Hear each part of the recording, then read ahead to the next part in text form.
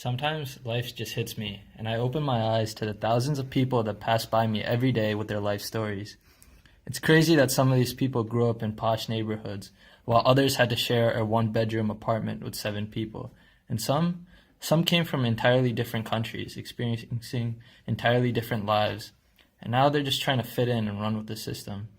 It's crazy. Crazy that wherever life took us in the past, it now has brought us to this educational institution. Education. Society has made it as great of a necessity as food and water. If you go out today, you can't even get your foot in the door for a job interview without a degree. I grew up in a stereotypical nuclear family. It was me, my parents, and my brother. The only problem was that life outside the walls of my little house were a nightmare. Walking alone at any point of the day was unheard of. I used to go to school where the kids' biggest problems weren't the upcoming test in calculus or physics. It was finding food or taking care of their newborns. When I was 15, I finally got out of the rough neighborhoods and moved to Parsippany. It was from then on that I started to look at life completely different. I always had this picture in my head of what I thought life on the outside was really like.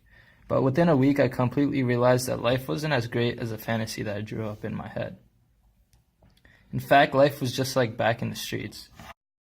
I saw kids my age being spoiled by their parents' money, being able to buy anything that they wanted.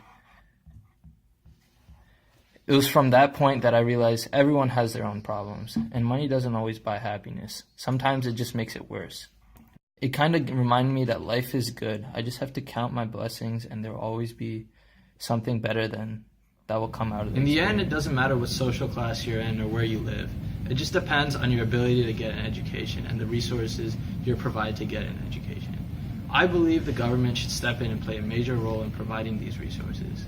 Officials need to realize that life on the other side is horrifying, and they have a duty to the kids of this nation to help them through these hard times.